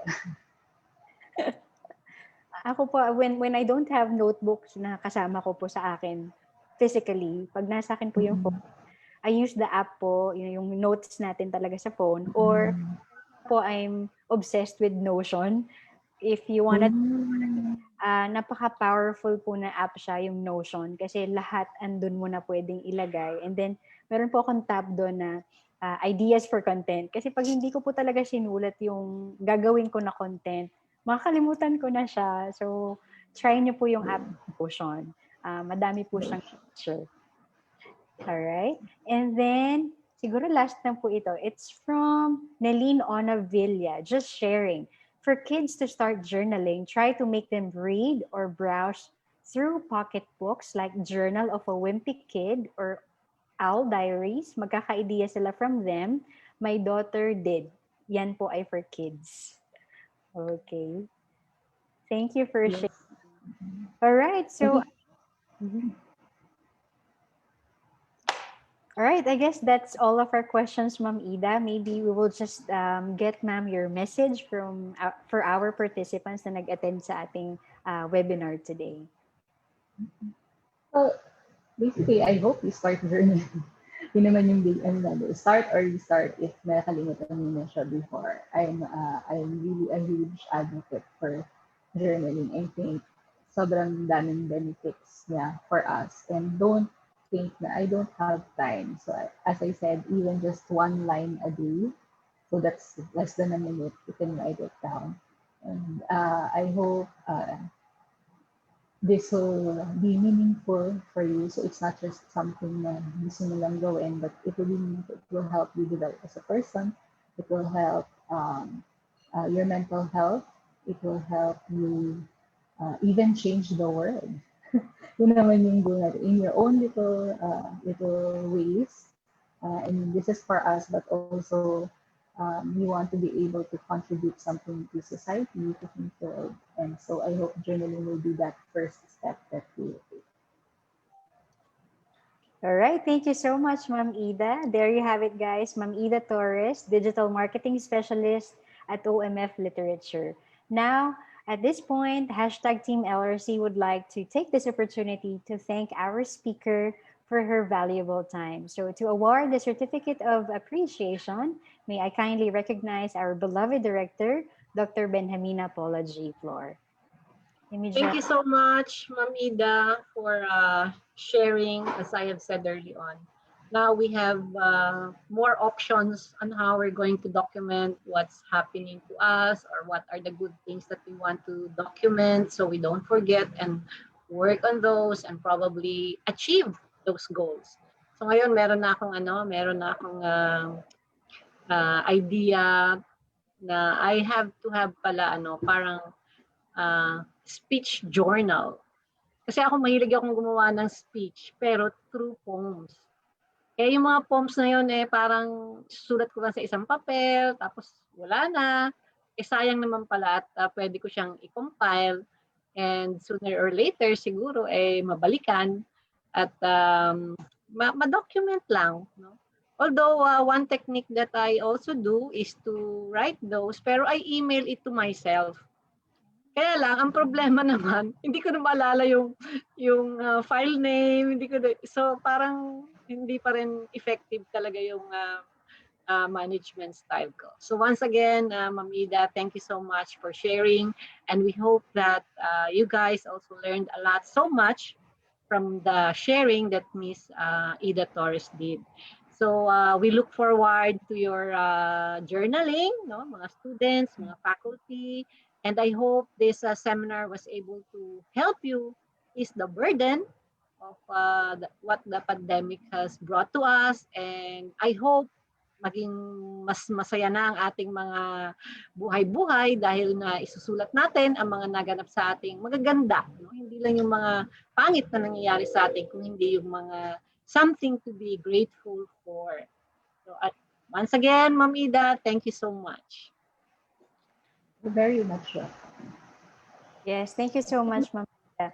Let me just read a citation of our certificate of um, recognition. Appreciation. University of the Philippines, Los Baños Learning Resource Center presents this certificate of appreciation to Ida Torres for serving as resource speaker in the third session on the art of journaling. Learn how to start journaling to regain focus and motivation in the Unplugged, Relax, De-Stress, and Recharge using non-digital activities webinar series held today, October 21, 2020, given this 21st day of October 2020 at the Learning Resource Center, UPLB College, Laguna, signed by our director, Benjamina Paula G. Flor. So once again, thank you so much, Ma'am Ida. Thank you so much, Ma'am Benj. Now, guys, for the evaluation of this session, please do not forget to answer the evaluation form. After the webinar, it will be sent to you, to your email address.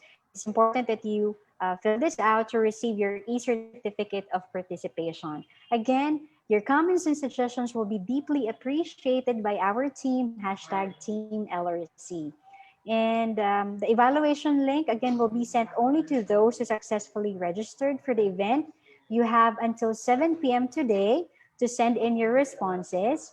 And just kindly give us at least 48 hours to generate your certificates, which will be sent to your email too. All right? Again, apart from the certificates, more than the certificates, we hope you gained valuable insights from all of our speakers for the Unplugged webinar series.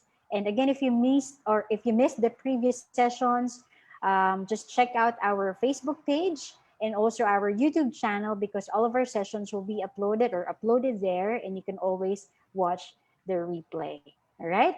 At this point, we would like to recognize and thank our team, #Team LRC and #Unplugged team, headed, of course, by our director, Ma'am Benji, with the support of our Vice Chancellor for Academic Affairs, Ma'am Portia J. Lapitan. On our technical side is our University Research Associate, Joshua Michael J. Jonas, and our Webinar Production Online Director, Direct Prof. Mark Lester M. Chico. We would also like to acknowledge our two other members of Team LRC, Tita Allen and Kuya Iwok. Hindi man po natin sila nakikita dito sa Zoom space. Sama-sama po kami at tulong-tulong sa lahat ng programs po ng LRC. Maraming salamat din po sa LB Commons, sa aking kumpare at aming friend at still part of our team, our family LRC, Lawrence Salgado, for allowing us to broadcast here po sa napaka-cozy at social na LB Commons. Ayan, so if you want coffee, ayan, pinopromote na din natin ng LB Commons. Ayan, just check out their Facebook page as well. And again, a big thank you to Ma'am Ida for inspiring us to write down our thoughts and to start journaling, not for anyone else, but for ourselves. So I guess that concludes our #Unplugged webinar series. This has been your moderator, Cheryl Hermosa Ibron. Mga isko at iska, may mga bagay na akala mo abot kamay mo na, pero biglang naging napakalayo pa.